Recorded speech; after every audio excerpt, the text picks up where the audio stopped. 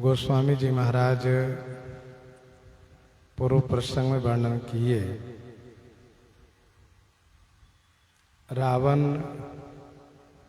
सभा में बैठते ही यह समाचार प्राप्त करता है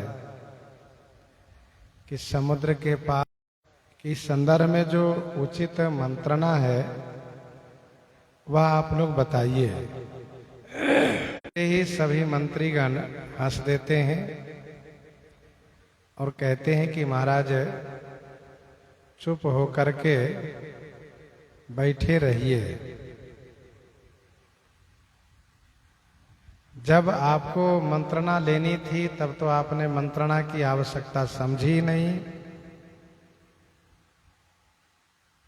सुर और असुर से युद्ध करने में, उनको जीतने में मंत्रणा की आवश्यकता थी। तब तो आपने कोई मंत्रणा नहीं ली। परंतु आज मनुष्य और वानर को जीतने की बात आई तो आप मंत्रणा कर रहे हैं। मनुष्य और वानर किस गिनती में हैं, अर्थात उनकी कोई लेखा नहीं है। कोई सुभट में, कोई योद्धा में, कोई वीरों में उनकी लेखा नहीं है। गोस्वामी जी ने कहा कि मंत्री, वैद्य और गुरु यदि ये तीनों भय और आशा से प्रिय बोलते हैं तो राज्य, शरीर और धर्म तीनों का शीघ्र नाश हो जाया करता है।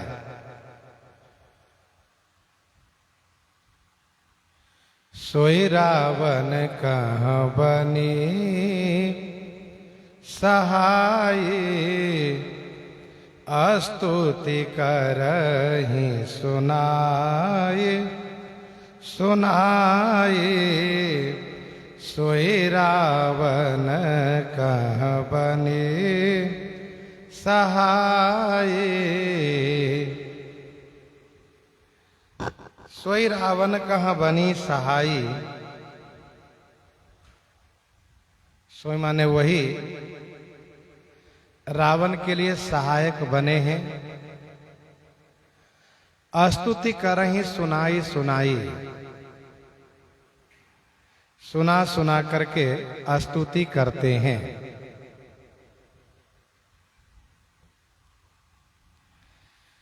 सोई रावण कहाँ बनी सहाई, स्तुति करहि सुनाई सुनाई।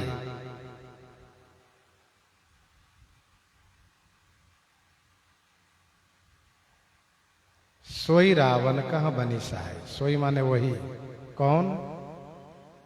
मंत्री, वैद्य और गुरु, ये तीनों सहायक बने हैं।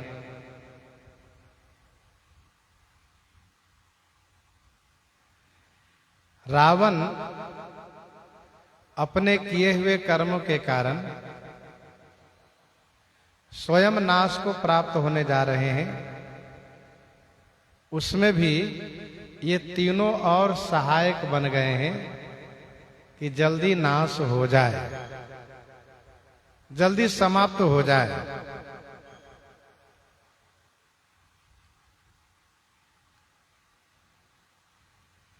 स्तुति करहि सुनाई सुनाई अर्थात मुंह देखी बात करते हैं, सामने प्रशंसा करते हैं, करते हैं और सभा में जब होते हैं तब कहते हैं कि जीते हो सुरासुर तब श्रम नाही, नर बानर के ही लेखे माही। घर में सोचते हैं तुलसी जसी भवतव्यता तैसी मिलई सहाय, आपुन आवै ताहि पहि ताहि तहां लय जाय।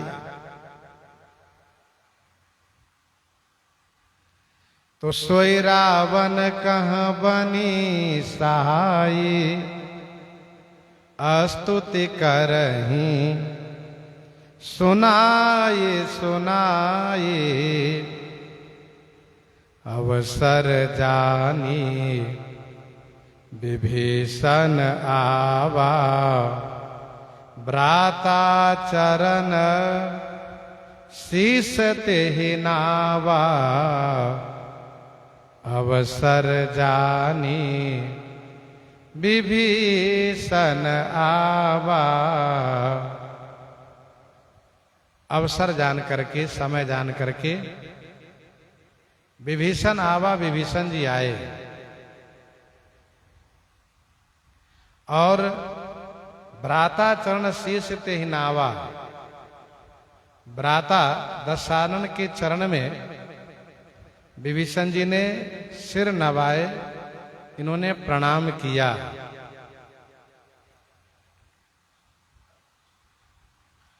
अवसर जानी विभीषण आवा भ्राता चरण शीस तेहि नावा। विभीषण जी महाराज अन्य सभासदों के जैसे पहले से आकर के सभा में नहीं बैठते हैं। समय पर सभा में आते हैं, अपनी उपस्थिति दर्ज कराते हैं, आवश्यकता हुई तो रुकते हैं, नहीं तो फिर यहां से चले जाते हैं।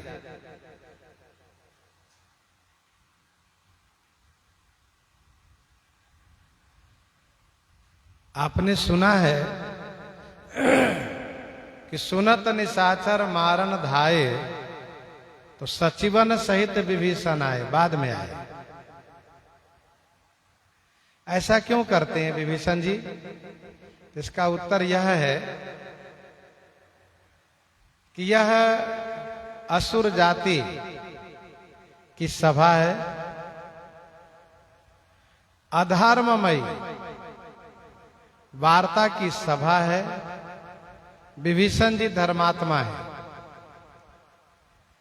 विभीषण जी सभा के नियम को पालन भी करते हैं और अनावश्यक सभा में नहीं बैठते हैं। वह इसलिए कि विभीषण जी महाराज अपना समय भजन पूजन में व्यतीत करते हैं।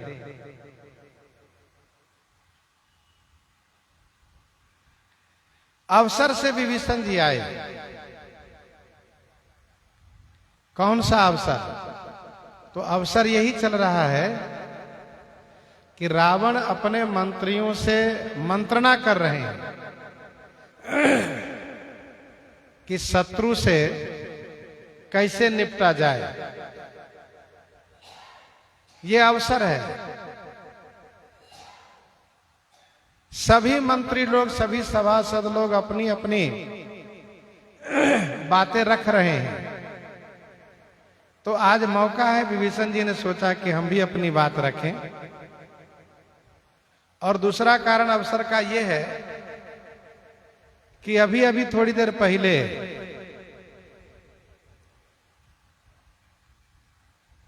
श्री पुलस्त ऋषि के शिष्य विभीषण जी से आकर के मिले हैं और पुलस्त जी का संदेश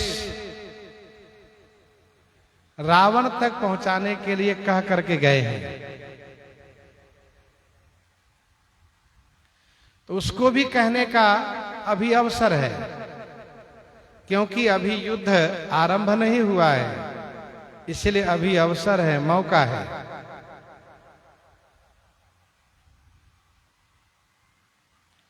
सयाने लोग, बुद्धिमान लोग अवसर से ही सारा कार्य करते हैं, समय से ही कार्य करते हैं, समय को देख करके। जैसे कि दोहावली 344 448 में गोस्वामी जी ने लिखा। दोहावली 344 448 में गोस्वामी जी ने लिखा कि अवसर कौड़ी जो चुके बहुरी दिए का लाख, दुहिजन चंदा देखिए उदय कहाँ भरी पाख। अवसर कौड़ी जो चुके बहुरी दिए का लाख। समय पर यदि ये कौड़ी से चूक गए तो बाद में लाखों रुपये देने से काम नहीं बनता है। दुई जन चंदा देखिए उदय कहाँ भरी पाख। यदि द्वितीया के चंद्रमा का दर्शन नहीं किए तो फिर पूरे पखवाड़ा भर दर्शन करने से कोई लाभ नहीं है। समरथ कहूं न राम सो तीय हरन अपराध। समय ही साधे काज सब समय सराहि साधु। समय ही साधे काज सब समय सराहि साधु।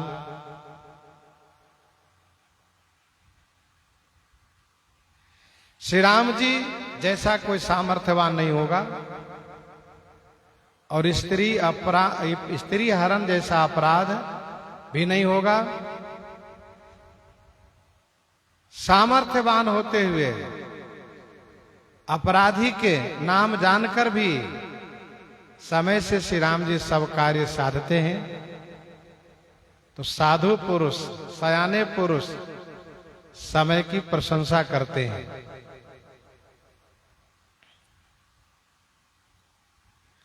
रही मन चुप होई बैठिए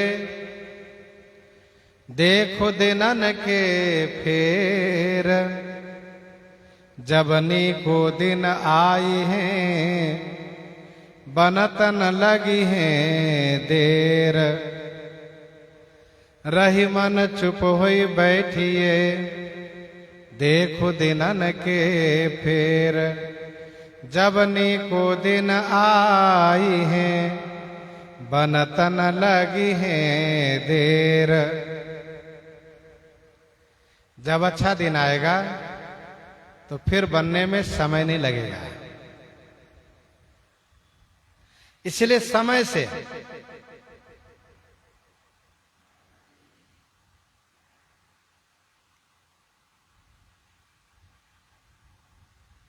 जैसे अवसर जाने विभीषण आवा।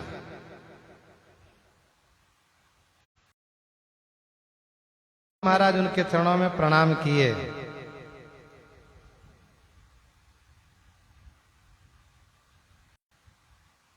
जी महाराज की विनम्रता है। बाद में आए प्रणाम किए और सिर नभा करके अपने आसन पर बैठे। फिर जब आज्ञा हुई तब विभीषण जी बोलना शुरू किए। ये विभीषण जी की शिष्टता है।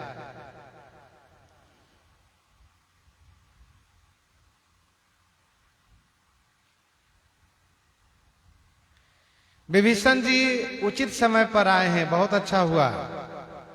यदि पहले आते और मंत्रियों की बात को खंडन करते, मंत्रियों की बात को खंडन करते तो रावण नाराज हो जाता है। जैसे कि अगले दरबार में जब रावण के बेटा प्रहस्त ने मंत्री की बातों को खंडन किया तो रावण उस पर नाराज हो गया।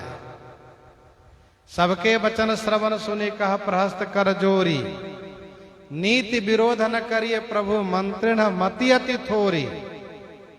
कहि सचिव सठ ठकुर सुहाती नाथ न पूर आव यही भांति। तो रावण उस पर नाराज हुआ। सुतसन का 10 कंठ रिसाई। इसलिए विभीषण जी समय से आए हैं।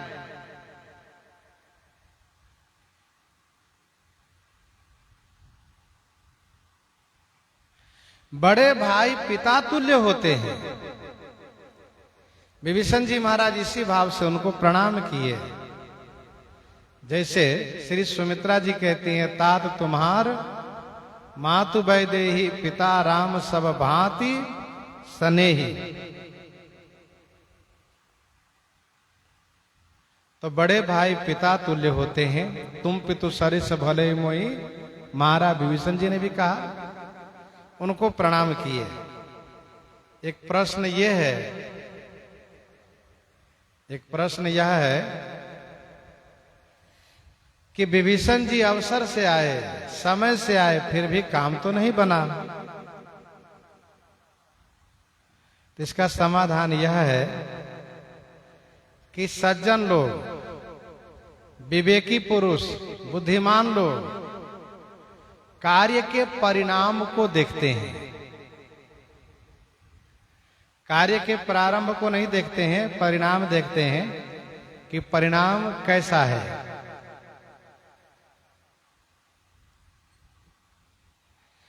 तो विभीषण जी महाराज अवसर से आए हैं, इस अवसर का परिणाम दिखा है क्या? विभीषण जी का कुसंग छूटा है।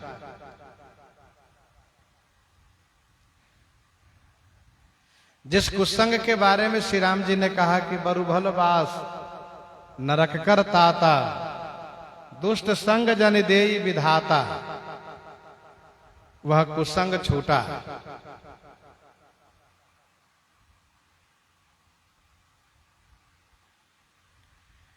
वर्तमान में विभीषण जी की बात नहीं मानी गई, इनको अपमानित करके, मार करके सभा से भगा दिए गए,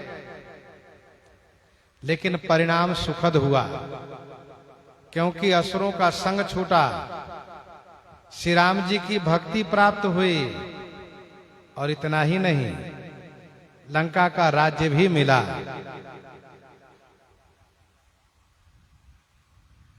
जैसे गुरु श्री वशिष्ठ जी महाराज सुदिन सोधि मुनिवर तब आए, सचिव महाजन सकल बुलाए। शुभ मुहूर्त देख करके सभा को एकत्र किए, तो शुभ मुहूर्त का परिणाम भी दिखा। कैसे? यद्यपि सभा का उद्देश्य था श्री भरत को राजा बनाना, लेकिन श्री भरत लाल जी राज नहीं लिए, तो लोगों में और उत्साह भर गया। राज लेते तो संभवतः इतना उत्साह नहीं भरता जितना उत्साह कि राज न लेने पर हुआ। और इतना उत्साह हुआ क्यों? क्योंकि श्री भरत लाल जी ने सबको श्री राम जी से मिलाने की बात कर दी, श्री राम जी से मिलने मिलाने की बात कह दी, इसलिए सबको बड़ा उत्साह हुआ। कहीं परस्पर भावड़ काजू, कहीं परस्पर भावड़ काजू, सकल चलई कर साजही साजू, सकल चलई कर साजही साजू। देखो, अपने राम सुनाते हैं तो ये अपेक्षा होती है कि प्रतिपदा को आप बोलिए तो आए बाएं साए न बोलिए, इधर उधर मत भटकिए। इतना बढ़िया प्रसंग रहता है, फिर भी आप लोग एक कंजूसी करते हैं। कुछ लोग ऐसे हैं जो काफी खर्चा ना हो, बचा रहेगा तो मोबाइल में खर्च होगा, तो कापी कलम खर्च नहीं करना, लिखने में कंजूसी करना। सुनने में ऐसा लगता है कि सब हमको समझ में सब आ रहा है, तो तत्काल तो आता है, लेकिन बाद में भूल जाते हैं। आप प्रतिपदा को बोलते हैं तो ऐसे आए बाएं साए बोलते हैं। इसीलिए मेरा प्रयास ये रहता है कि भाई थोड़ा मेहनत कीजिए जब पढ़ते हैं तो। और कुछ ऐसे हैं कि रामायण जी सुन लिए फिर रख दिए, तो कल ही फिर 4:30 बजे रामायण खोलेंगे, तो वह भी नहीं होना चाहिए। तो यहां पर प्रस्तुत प्रसंग है कि अवसर से कार्य करने पर वर्तमान चाहे भले ही ऐसा दिख रहा हो कि ठीक नहीं है, लेकिन भविष्य अच्छा होता है, परिणाम अच्छा होता है।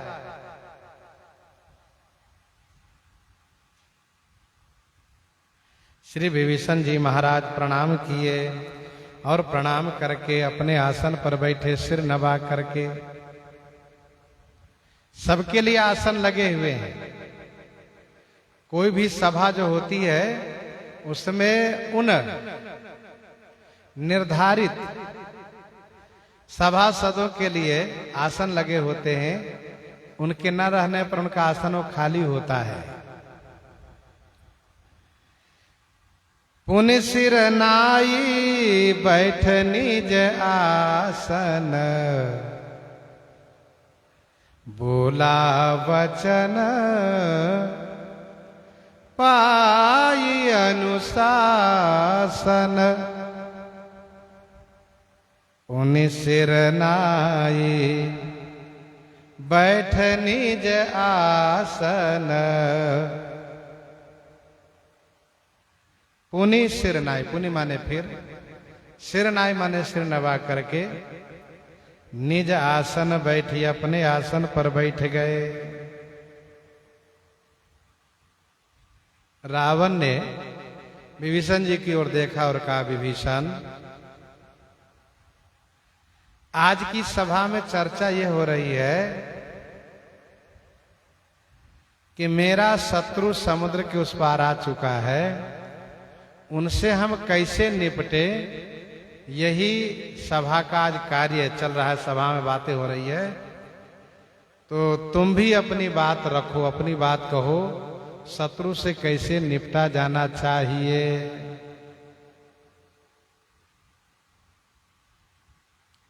ऐसा लगता है कि रावण मंत्रियों की बात से पूर्णतः संतुष्ट नहीं है। यदि रावण संतुष्ट होता तो फिर विभीषण जी से पूछने का कोई प्रश्न ही नहीं उठता है। रावण के मन को संतोष नहीं है, इसलिए विभीषण जी से भी पूछा। बोला वचन पाई अनुरूप, कहूँ हित ताता, मति अनुरूप, कहूँ हित ताता। जो कृपाल पूछे हो मोहि बाता। जो माने यदि, हे कृपाल, हे दयालु, मोहि बाता पूछे, मुझसे बात पूछते हैं, मुझसे सलाह लेना चाहते हैं, तो हे तात, मति अनुरूप कहूँ हित ताता। मैं अपनी बुद्धि के अनुसार आपके हित की बात कहता हूँ। मति अनुरूप कहूँ हित ताता। जो कृपाल पूछे हूँ मोहि बाता। हे दयालु, हे कृपालु, आपने मुझसे पूछा, ये आपकी बड़ी कृपा है।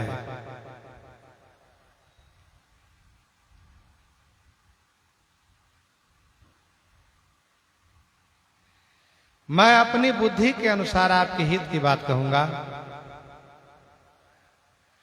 आपको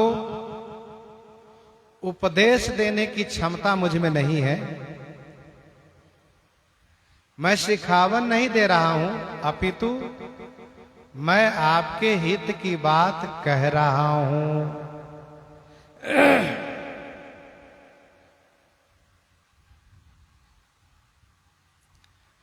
विभीषण इस बात से परिचित हैं कि रावण को, लंकेश को यदि कोई सिखावन देने की चेष्टा करता हो तो उन पर ये बहुत नाराज होते हैं। मृत्यु निकट आई खल तो ही, लागे सिया धम सिखावन मोही। लागे सिया धम सिखावन मोही।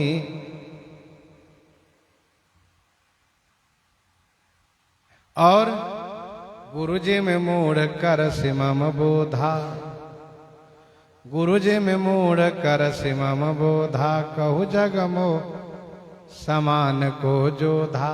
मारी से कहा।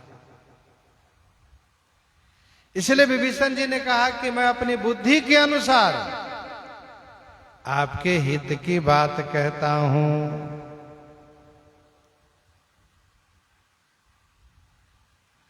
मत अनुरूप कहूं हित ताता,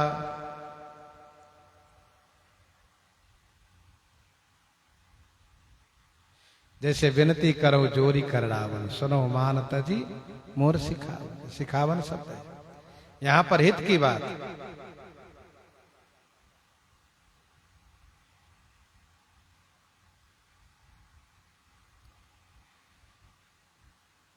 विभीषण जी महाराज साधु है,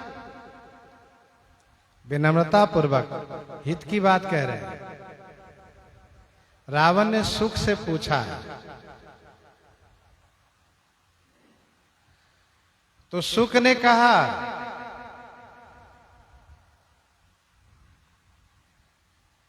कि आप क्रोध को छोड़ करके, अभिमान को छोड़ करके मेरी बात मानिए।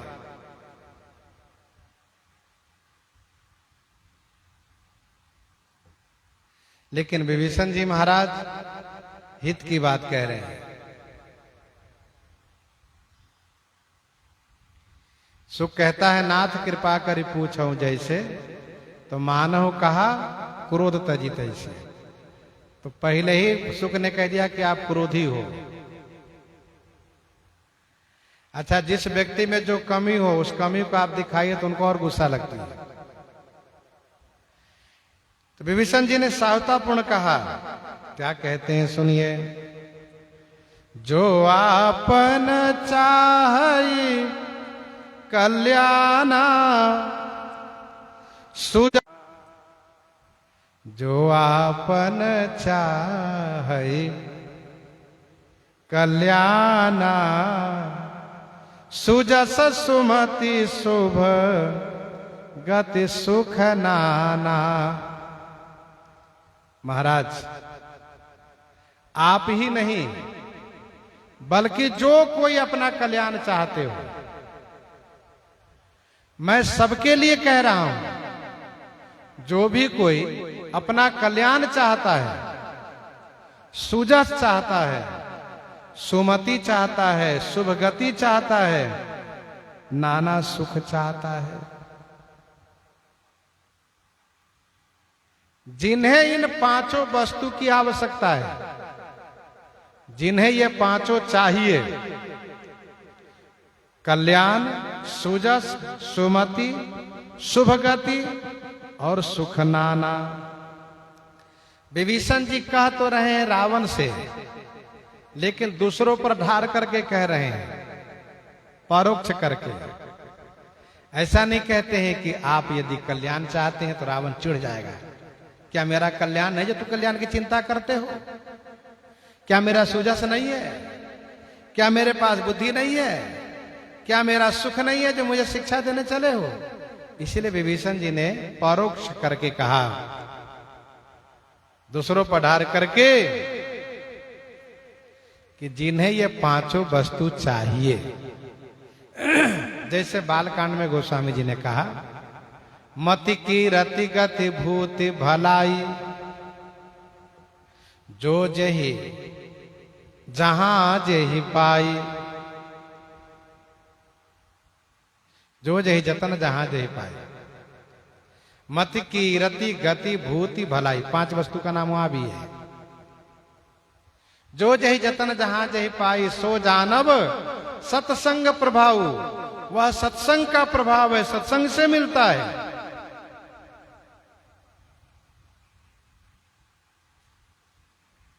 यहां पर विभीषण जी महाराज कहते हैं कि ये पांचों यहां पर कुसंग से नष्ट हो जाते हैं। सो पर नारी लीलार गोसाई,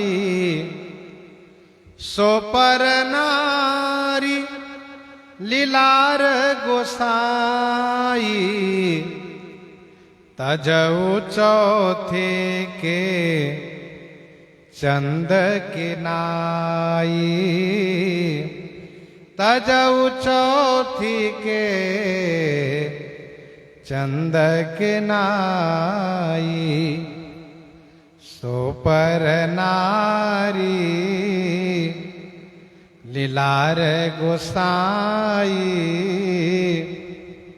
हे गोसाई, सो माने वह पर नारी के लीलार को, पर नारी के भाल को, चौथी के चंद की नाई तजऊ, चौथी तिथि के चंद्रमा की तरह त्याग कर दे।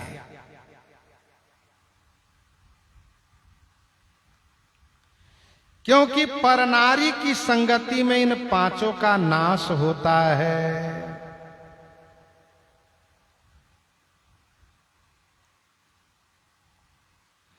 सुजस नहीं रह जाता है, कामी पुनि की रही अकलंका। सुमति नहीं रह जाती है, मुनियति विकल मोहमति नाठी। मुनियति विकल मोहमति नाठी। शुभ गति नहीं रह जाती है, शुभ गति पावकी परतीय गामी। शुभ गति पावकी परतीय गामी। सुख नहीं रह जाता है, अवगुण मूल शूल प्रद प्रमदा सब दुख खानी। सुख नहीं रह जाता,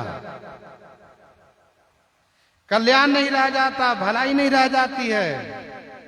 तासु नारी निज सचिव बोलाई, पठबहु कंत जो चहु भलाई। ये सब नाश हो जाते हैं।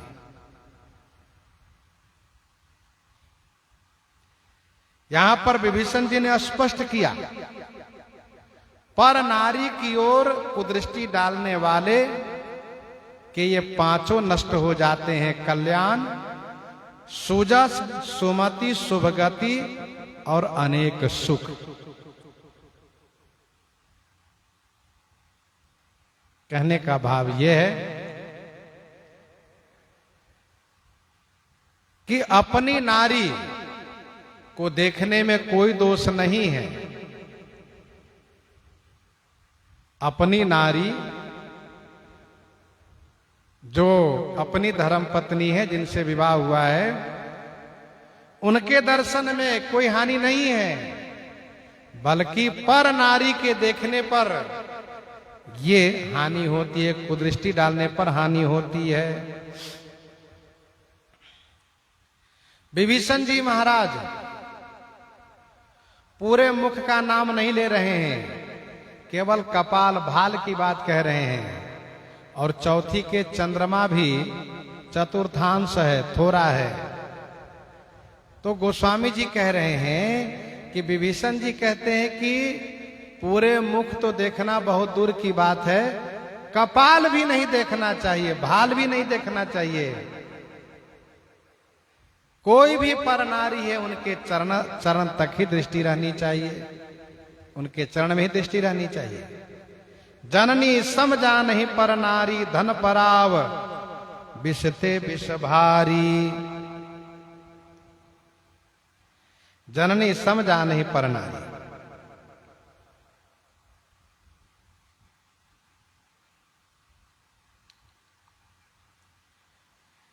स्त्रियों के मुख को चंद्रमा से उपमित किया जाता है, चंद्रमा के समान का मुख है, इसलिए चंद्रमा का नाम लिया तजऊ चौथी के चंद की नाई। लेकिन विभीषण जी ने पूरा मुख का नाम नहीं लिया, केवल लीलार भाल के लिए कहा, अर्थात भाल तक न देखो। भगवान श्री राम जी ने कहा, नहीं पावहि परतीय मन डीठी। पराई स्त्री के प्रति दृष्टि जानी ही नहीं चाहिए। उनके चेहरे को देखना नहीं चाहिए, क्योंकि गिरना होता है, पतन होता है चेहरे देख करके, मुख देख करके। सो मुनि ज्ञान निधान मृग नयनी विधु मुख निरखी। सो मुनि ज्ञान निधान मृग नयनी विधु मुख निरखी। विवश होई हरिजान नारी विष्णु माया प्रगट। मुख देखने से ही कर्षण होता है, नेत्रबान लगता है। इसलिए विभीषण जी ने मुख और नेत्र इन सब को देखने का निषेध किया। कहा लीलार तक मत देखो, पर देखो ही नहीं उनकी ओर।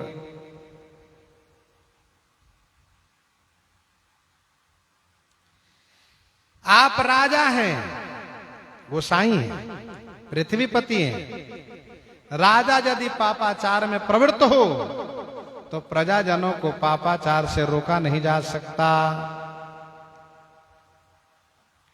इसलिए राजा को पाप से मुक्त होना चाहिए। सो पर नारी लीलार गोसाई तजौ चौथी के चंद की नाई। यहां चौथी तिथि तो कहा गया, लेकिन कौन से पक्ष हो इसकी बात नहीं कही गई है। शुक्ल पक्ष की कृष्ण पक्ष, कोई पक्ष का नाम नहीं लिया गया। एक संत ने कहा कि दोनों पक्ष, शुक्ल पक्ष और कृष्ण पक्ष, दोनों पक्ष की चौथी के चंद्रमा को नहीं देखना चाहिए।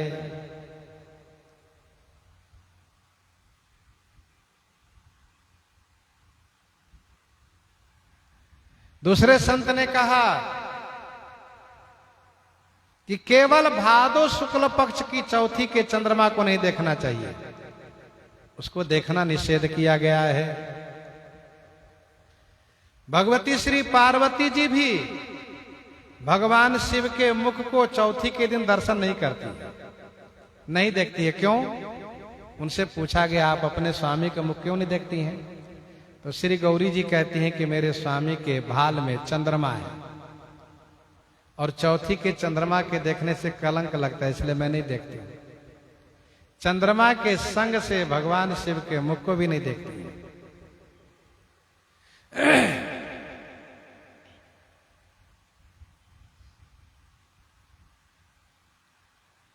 आखिर भादो शुक्ल पक्ष की चौथी के चंद्रमा को क्यों नहीं देखना चाहिए? इसका समाधान ये किया गया है। गणेश जी महाराज चूहे पर बैठे हुए थे।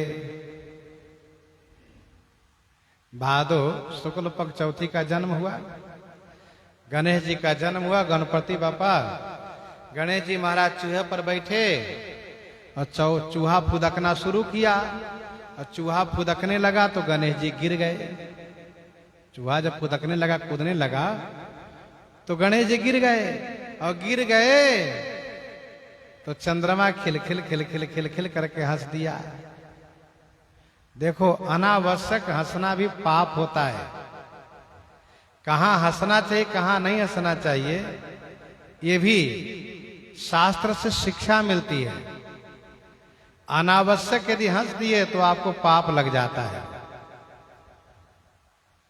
इसीलिए किसी की कमी, किसी की बुराई देख करके अनावश्यक नहीं हंसना चाहिए। अच्छा, गिरने वाला व्यक्ति पहले ये देखता है कि मुझे कोई देख तो नहीं रहा है, कोई देख तो नहीं रहा है। नहीं देख रहा हो तो जल्दी से उठ जाता है। यदि कोई देख रहा हो तो सोचता है कि देखो ये मेरा हंसी करेगा। गिर गया था ना तू। तो चंद्रमा खिल खिल खिल खिल खिल खिल करके हंस दिया तो गणेश जी ने कहा तू मुझे हंस रहा है, जाओ, तू देखने लायक नहीं रहेगा, तुम्हें कोई देखेगा नहीं। तो देवता लोग घबराए, क्योंकि चंद्रमा के बिना पोषण शक्ति मिलेगी नहीं। इसलिए चंद्रमा को ऐसी सजा नहीं होनी चाहिए। तो सब देवता गणेश जी के पास आए। गणेश जी ने कहा केवल एक दिन छोड़ करके, आज इसने हंसा है, आज के दिन देखना नहीं चाहिए। आज के दिन जो देखेगा उसको कलंक लगेगा, ये देखने लायक नहीं रहेगा, बाकी दिन देखने योग्य रहेंगे। ये कथा है।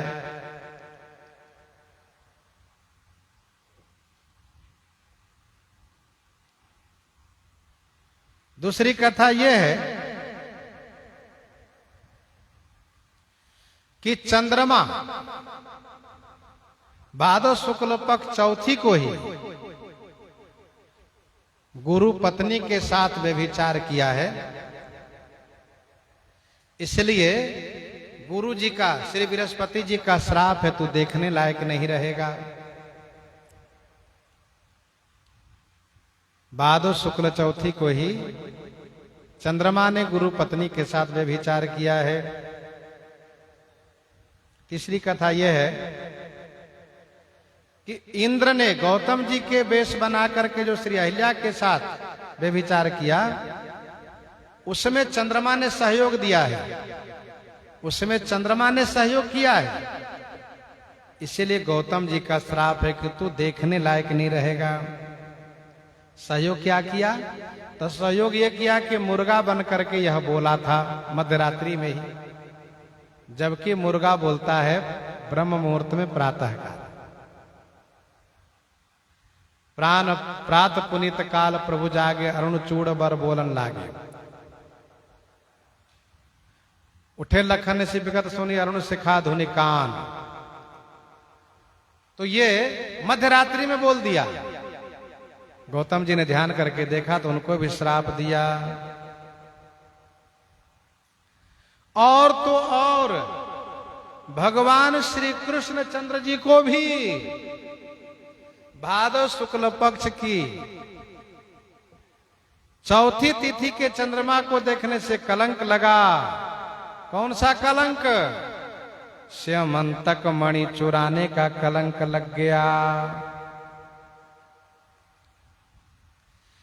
अच्छा, मान लो भादो शुक्ल पक्ष के चौथी के चंद्रमा को देख लिए तो क्या करना चाहिए? तो इसका दोष परिहार यह बताया गया है कि भागवत जी की उस कथा को सुनना चाहिए जिसमें भगवान श्री कृष्ण चंद्र जी के मणि चोर की कथा है। दसम स्कंद के 56-57 अध्याय में वर्णन है।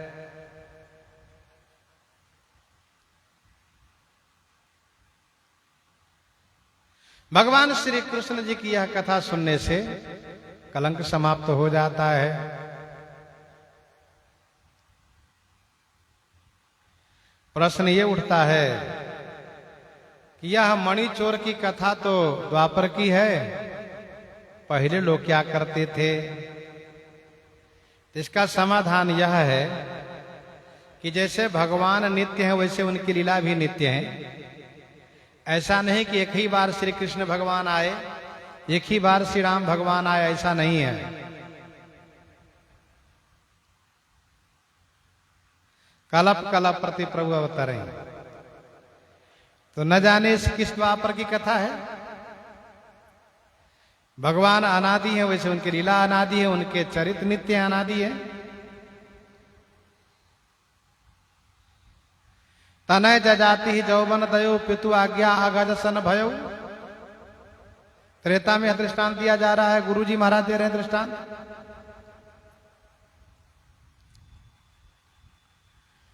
तो चौथी तिथि के चंद्रमा देखना निषेध किया गया है।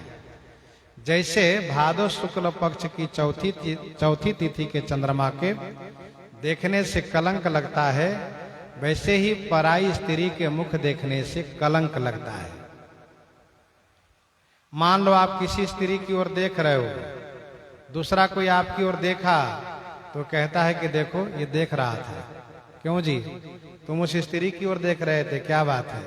लगा न कलंक।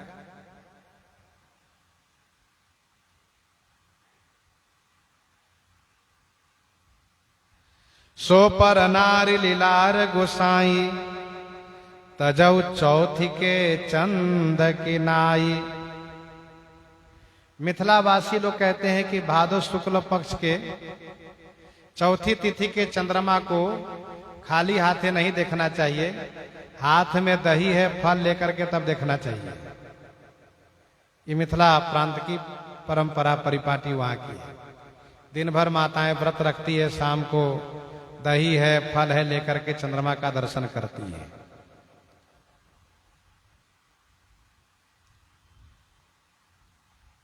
विभीषण जी महाराज आगे कहते हैं 14 भुवन एक पति होई, 14 भुवन एक पति होई, भूत द्रोह तिष्ठै नहीं सोई, भूत द्रोह तिष्ठै नहीं सोई। 14 भुवन एक पति होई, 14 भुवन का कोई एक पति हो, कोई एक अधिपति हो, एक स्वामी हो।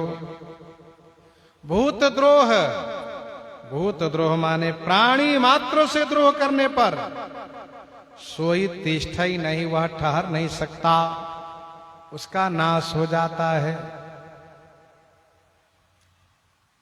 सो पर नारी लीलार गोसाई तजहु चौथी के चंद किनाई, काम का त्याग कहा।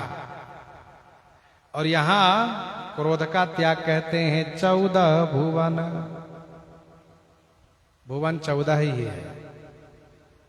भू भुवः स्वः जनः मह तप और सत। भू भुवः स्वः जनः मह तप और सत, ये 7 ऊपर के लोग हैं। 7 ऊपर के लोग हैं, 7 नीचे का है। अतल बीतल, अतल बीतल सुतल तलातल रसातल महातल और पाताल। अतल बीतल सुतल तलातल रसातल महातल और पाताल, ये 7 नीचे का लोक है। यही 14 भुवन है। जबकि कोई 14 भुवन का अधिपति नहीं होता है, फिर भी यदि कोई हो 14 भुवन एक पति होई, और यदि वह भूत से द्रोह करता, भूत माने प्राणी से, क्योंकि एक भी प्राणी से द्रोह करना ये परमात्मा से द्रोह करना है, भगवान से द्रोह करना है, ऐसा माना जाता है। जेहि पूछऊ सोई मुनियस कहई, जेहि पूछऊ सोई मुनियस कहई, ईश्वर सर्वभूतमय अहई, ईश्वर सर्वभूतमय अहई।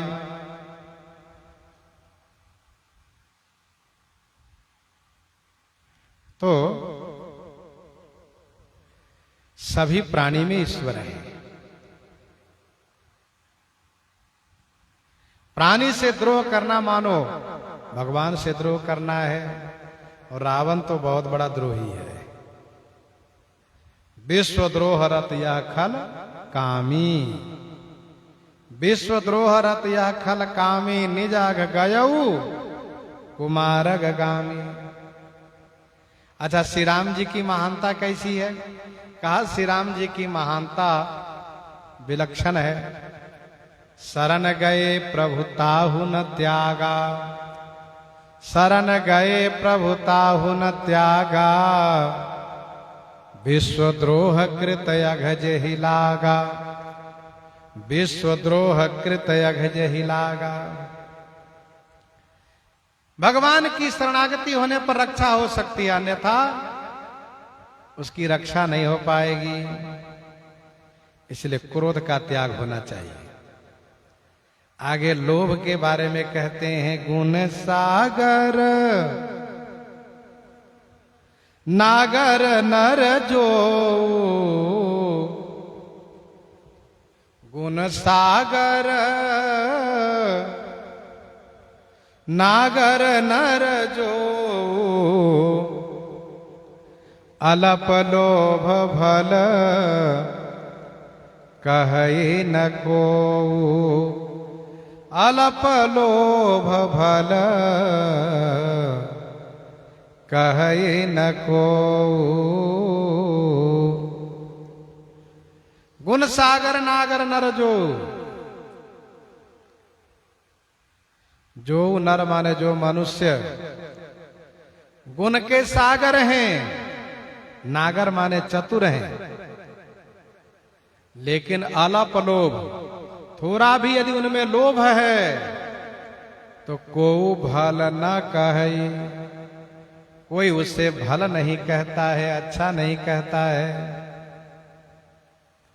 गुण सागर नागर नर जो, सागर बत उनमें गुण है फिर भी प्रशंसा नहीं हो पाई। क्यों?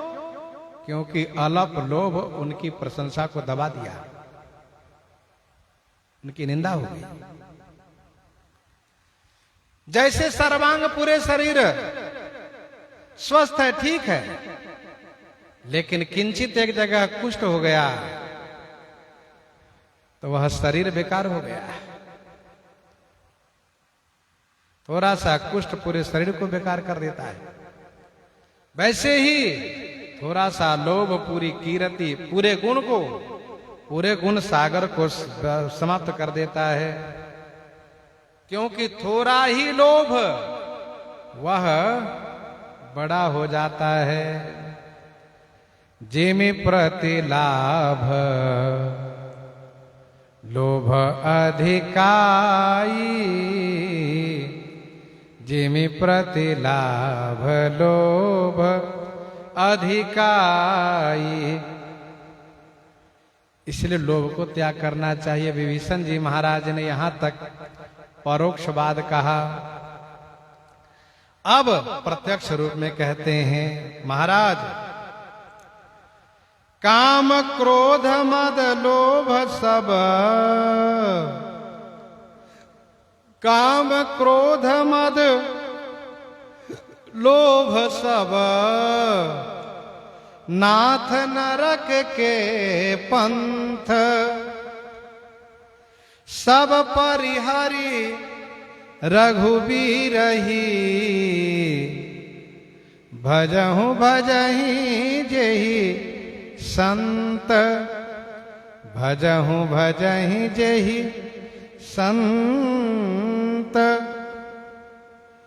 काम क्रोध लोभ मद, हे नाथ, ये सब नरक के पंथ है, नरक के रास्ता है। इसलिए सब परिहरि, सब परिहरि माने सब छोड़ करके रघुवीर को भजन कीजिए। जेहि संत भजहि, जिनको संत लोग भजते हैं उनका भजन आप कीजिए। विभीषण जी ने 3 नाम लिए, काम क्रोध और लोभ। दोहा में एक और नाम जोड़ दिए, मद का। गीता जी में भी 3 ही नाम लिए गए हैं। श्रीमद् भगवत गीता के 16वें अध्याय के 21वां श्लोक में, 16वें अध्याय के 21वां श्लोक में, त्रिविधम नरकस्यदम, त्रिविधम नरकस्यदम द्वारम नाशनमात्मनः, त्रिविधम नरकस्यदम द्वारम नाशनमात्मनः, कामः क्रोधस्तथा लोभस्तस्माद् एतत्त्रयम् त्यजेत। तीनों को त्याग करना चाहिए। यहां पर विभीषण जी ने एक और जोड़ा मद को, क्योंकि पुराणों में चारों को कहा गया है। ये चारों नरक के पंथ हैं और रावण में चारों विद्यमान हैं। रावण में ये चारों वर्तमान है, चारों विद्यमान हैं। काम देव जक्ष गंधर्व नर, देव जक्ष गंधर्व नर किन्नर नाग कुमारी, जीति बड़ी निज बाहुबल बहु सुंदर बर नारी, बहु सुंदर बर नारी।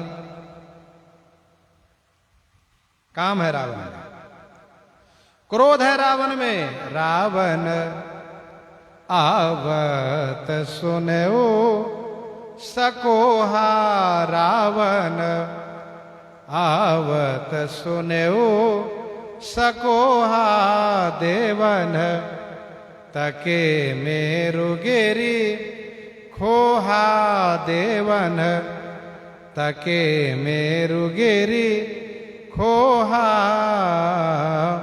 क्रोध है रावण। आपन उठ धावई रहे न पावई, धरि सब घालई खीसा। रावण में मद है, मद है। रन मद मत्त फिरई जग धावा, रन मद मत्त फिरई जग धावा। प्रतिभट खोजत कतहूं न पावा। मद है। परिहरि मान मोह मद भजो कोसलाधीश, परिहरि मान मोह मद भजो कोसलाधीश। तेहि कह पिय पुनि पुनि नर कहूं, मुधा मान ममता मद बहु।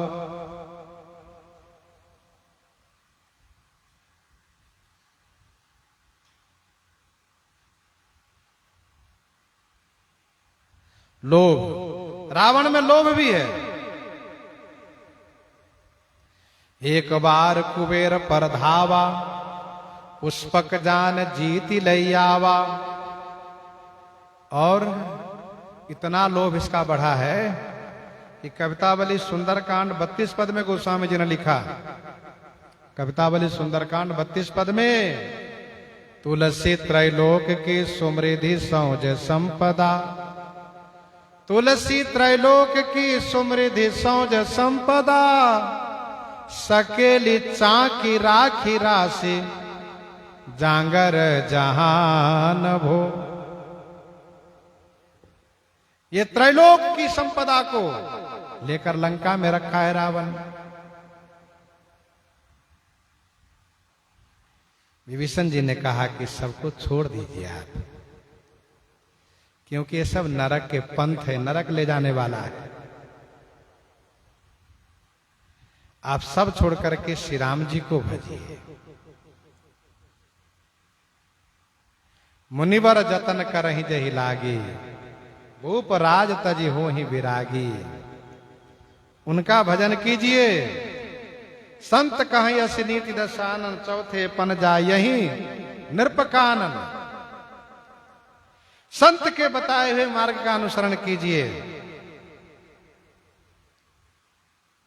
क्योंकि संगत जति कुमंत्र ते राजा।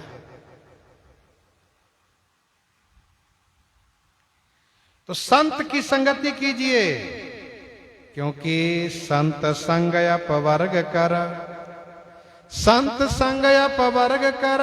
कामी भव कर पंथ, कहीं संत कवि को विद। श्रुति पुराण सद ग्रंथ, श्रुति पुराण सद ग्रंथ।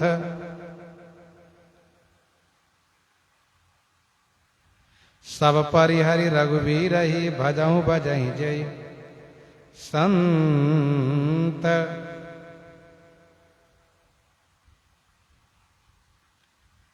यहां पर पंथ और संत का अनुप्रास पूरा नहीं मिल रहा है। क्यों? तो गोस्वामी जी ने इसलिए जानबूझ करके ऐसा किया है। गोस्वामी जी ने जानबूझ करके अनुप्रास नहीं मिलाया है, क्योंकि संत के रास्ता अलग है और इन काम क्रोध लोभ मोह मद मत्सर वालों का रास्ता अलग है। एक है नरक वाले, एक है भगवान के धाम की ओर जाने वाले। संत संग अपवर कर, कामी भव कर पंथ। दोनों का रास्ता अलग है, दोनों की दिशा अलग है।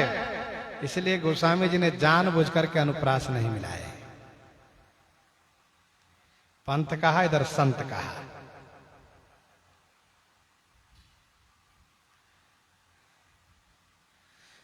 संत जिस रास्ते पर चलते हैं उस रास्ते से चलने पर भगवान कृपा करते हैं। भगवान की कृपा होती है।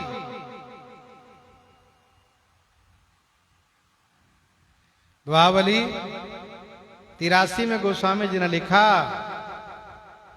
तुलसी जौलो विषय की मुधा माधुरी मीठी, तुलसी जौलो विषय की मुधा माधुरी मीठी, तौलो सुधा सहस्र सम राम भगति सुठी सीठी।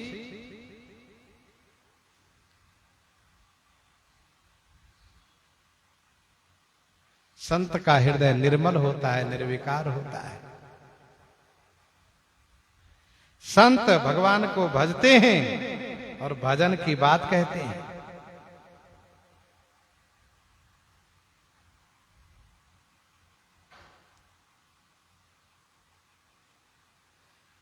विनय पत्रिका 185 में गोस्वामी जी ने लिखा,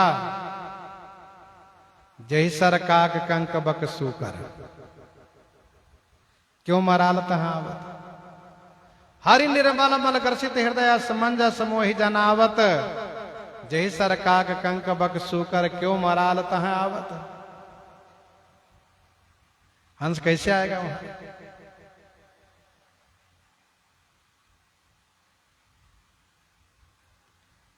तो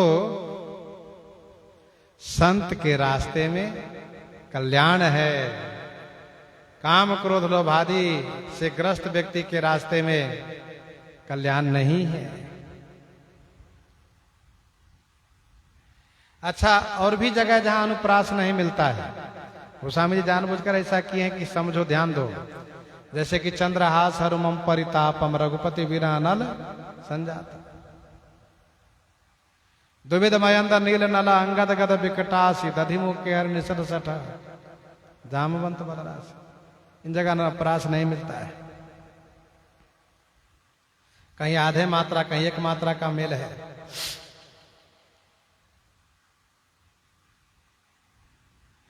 तात राम नहीं नर भूपाला,